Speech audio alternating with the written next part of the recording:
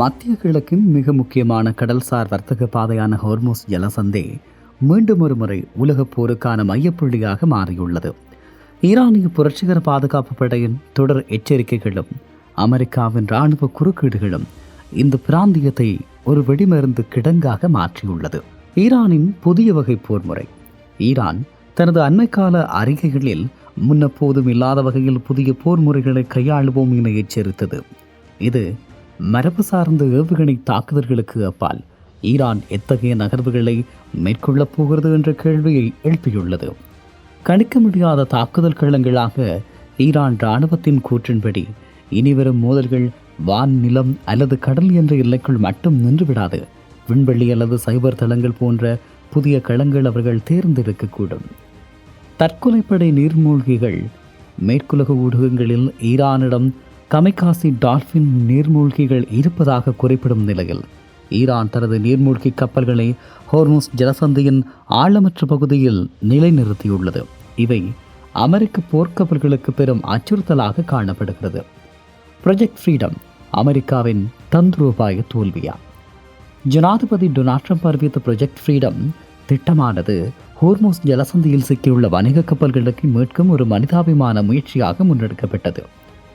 ஆரம்பத்தில் இது ஒரு இராணுவ பாதுகாப்பாக கருதப்பட்டாலும் பின்னர் இது வெறும் ஒருங்கிணைப்பு பணி மட்டுமே என வெள்ளை மாளிகை அறிவித்தது.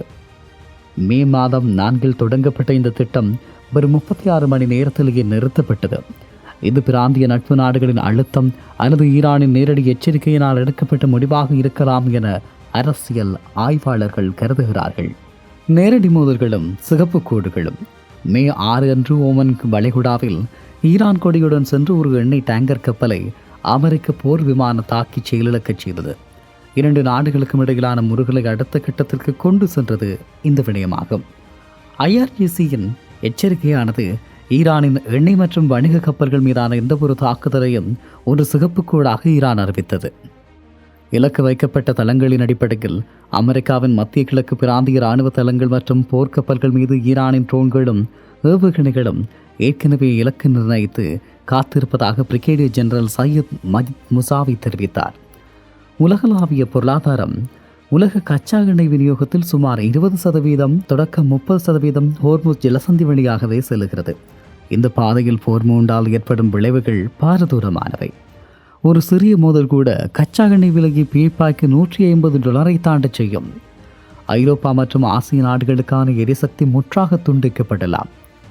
வணிக கப்பல்களுக்கான காப்பீட்டு கட்டணங்கள் அதிகரிப்பதால் சாதாரண பொருட்களின் விலையும் உலக அளவில் உயரும் வாய்ப்புள்ளது. ஈரான் தனது புதிய ஆச்சரியங்களை எப்போது வேண்டுமானாலும் வெளிப்படுத்தலாம். மறுபுறம் அமெரிக்கா தனது தடையை தீவிரப்படுத்துவதில் உறுதியாக உள்ளது. தற்போதைய நிலையில் இந்த நிழல் ஒரு நேரடி மோதலாக மாறினால் அது 3ஆம் உலகப் போருக்கான தொடக்கமாக கூட அமையலாம். ராஜதந்திர பேச்சுவார்த்தைகள் முடங்கியுள்ள சூழலில் ஹோர்முஸ் ஜலசந்தி ஒரு சர்வதேச பதற்றத்தின் நரம்பு மண்டலமாக தொடர்கிறது. இப்படியான ஒரு சூழலில் மத்திய கிழக்கின் புவிசார் அரசியல் ஹோர்முஸ் ஜலசந்தி என்பது வெறும் கடல் பாதை மட்டுமல்ல, அது உலக நாடுகளின் எரிசக்தியின் நரம்பு மண்டலம். தற்போது அங்கு அரங்கேறி வரும் சம்பவங்கள் ஒரு மரபு சார்ந்த போரில் இருந்து விலகி அதிநவீன தொழில்நுட்பங்கள் மற்றும் கணிக்க முடியாத வியூகங்களை நோக்கி நகர்ந்து கொண்டிருக்கிறது. ஈரானின் புதிய களங்கள். எதை மறைக்கிறது ஈரானின் இராணுவ தளபதிகள் தொடர்ச்சியாக வலியுறுத்தும் புதிய களங்கள் என்பது எதை குறிக்கிறது என்பதில் சர்வதேச பாதுகாப்பு ஆய்வாளர்கள் சில முக்கியமான ஊகங்களை முன்வைக்கிறார்கள். 1. ஆளில்லா கடல் ஆயுதங்கள். ஈரான் தனது ட்ரோன் தொழில்நுட்பத்தை இப்போது கடலுக்கடியில் பாய்ச்சியுள்ளது. சிறிய வெடிபொருட்கள் நிரப்பப்பட்ட தற்கொலைப்படை படகுகள் மற்றும் கடலுக்கடியில் இயங்கும் ஆளில்லா விமானங்கள், வாகனங்கள் மூலமாக அமெரிக்காவின் பிரம்மாண்டமான போர்க்கப்பல்களை நிலைகுலையச் செய்வது ஈரானுடைய மிக முக்கியமான திட்டமாகும். மின்னணு போர் முறை. அமெரிக்க போர்க்கப்பல்களின் தகவல் தொடர்பு மற்றும் GPS சிக்னல்களை செயலக்கச் செய்யும் தொழில்நுட்பத்தை ஈரான் ஹோர்முஸ் ஜலசந்தியின் கரைகளில் நிறுவியுள்ளது. இதன் மூலம் கப்பல்களை திசை திருப்பவோ அல்லது மோதல்களை உருவாக்கவோ அவர்களால் முடியும். கமிகாசி டால்பின் மற்றும் உயிரியல் போர் முறை குறித்த சர்ச்சை. அமெரிக்க பாதுகாப்பு செயலாளர் பீட் ஹெக்ஸேத் ஈரானின் கமிகாசி டால்பின்கள் குறித்து ஒரு தகவலை திட்டவட்டமாக மறுக்கவில்லை. இது ஒரு விசித்திரமான தகவலாக தோன்றினாலும் கடலடியில் கன்னிவெடிகளை கண்டறியும், எதிரி நாட்டு நீர்மூழ்கி வீரர்களை தாக்கவும் பயிற்சி அளிக்கப்பட்ட கடல்வாழ் உயிரினங்களை ஈரான் பயன்படுத்துவதாக நீண்ட காலமாகவே சந்தேகங்கள் உள்ளது. இது போர்க்களத்தை உயிரியல் போர் முறை நோக்கி தள்ளுவதாக கருதப்படுகிறது. ப்ராஜெக்ட் ஃப்ரீடம் அமெரிக்காவின் பின்வாங்கல் எண். அமெரிக்க ஜனாதிபதி மே 4 அன்று மிகுந்த எதிர்பார்ப்புடன் தொடங்கிய ப்ராஜெக்ட் ஃப்ரீடம் 36 மணி நேரத்திலேயே கைவிடப்பட்டதற்கு பின்னால் சில தந்திரோபாய காரணங்களும் இருப்பதாக தெரிகிறது. ஈரானின் ரெட்லைன் எச்சரிக்கை. ஈரானிய வான்பரப்பிற்கு மிக அருகில் அமெரிக்க விமானங்கள் மற்றும் கப்பல் வரும்போது அது நேரடியாக மோதலுக்கு வழிவகுக்கும் என ஈரான் எச்சரிக்கை விடுத்துள்ளது. ட்ரம்ப் நிர்வாகத்தை சற்று தயங்க வைத்துள்ளது. மிதக்கும் கன்னிவெடிகள். ஹோர்முஸ் ஜலசந்தியில் ஈரான் அதிகப்படியான கன்னிவெடிகளை தூவியிருப்பதாக வரும் உளவுத்துறை தகவல்கள் அமெரிக்க கப்பல்களுக்கு பெரும் சவாலாகவும் மாறியுள்ளது.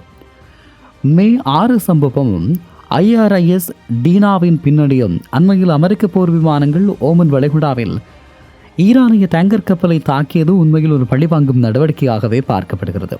இதற்கு முன்பதாக ஈரானின் அதிநவீன போர்க்கப்பலான IRIS டீனா தாக்கப்பட்டதற்கு ஈரானிய கடற்படை அமெரிக்காவை தான் குற்றம் சாட்டியது. ஈரான் தற்போது IRGC ஏர்பேஸ் போர்ஸ் மூலமாக பின்வரும் இலக்குகளை குறிவைக்கிறது. கத்தாரில் உள்ள அமெரிக்காவின் அலுதீத் விமான தளம், பஹ்ரைனில் உள்ள அமெரிக்காவின் 5வது கடற்படை தளம், உலகிலாவிய எரிசக்தி நெருக்கடி. தற்போதைய நிலையில் இந்த பாதையில் ஒரு சிறு துப்பாக்கிச்சூடு நிகழ்ந்தாலும் அதன் விளைவுகள் உங்கள் சமையலறை வரை எதிரொலிக்கும். எண்ணெய் ஏற்றுமதி முழக்கம். ஒரு நாளைக்கு சுமார் 20 மில்லியன் பீப்பாய் எண்ணெய் இப்போதைய தான் கிடக்கிறது. சவுதி அரேபியா, குவைத், ஈராக் மற்றும் ஐக்கிய அரபு அமீரகத்தின் பொருளாதாரம் இதிலேயே தங்கி இருக்கிறது. இந்தியா தனது கச்சா எண்ணெய் தேவையில் 80% மேலாக இறக்குமதி செய்யும் இந்தியா போன்ற நாடுகளுக்கு ஹார்முஸ் ஜலசந்தியில் ஏற்படும் ஒரு நாள் தடை கூட பெட்ரோல் டீசல் விலையில் பெரும் தாக்கத்தை ஏற்படுத்தும். தற்போதைய நிலை போர் மோகங்கள் விலகுமா என்பதுதான் கேள்வி. ஈரான் தனது ஏவுகணையில் ப்ரீ டார்கெட் என, அதாவது ஏற்கனவே இலக்கு நிர்ணயிக்கப்பட்ட நிலையில் வைத்திருப்பதாக கூறுவது அவர்கள் ஒரு திடீர் தாக்குதலுக்கு தயாராகிவிட்டதை காட்டுகிறது.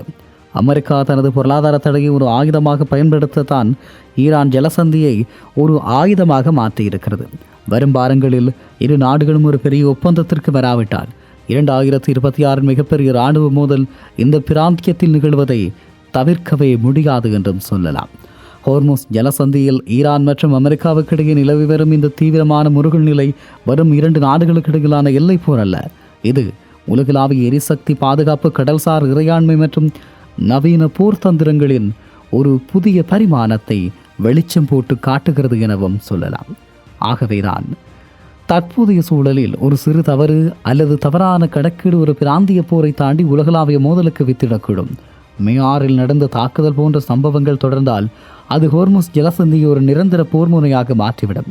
எனவே இராணுவ வலிமையை காட்டுவதை விட பரஸ்பர பாதுகாப்பு மற்றும் கடல்சார் உரிமைகளை மதிக்கும் வகையிலான சர்வதேச தலையீடுகள் மட்டுமே இந்த போர் மோகங்கள் கலைக்க உதவும். அமைதி என்பது இப்போது வரும் விருப்பம் அல்ல, அது உலக பொருளாதாரத்தின் உயிர் நாடியாகும்.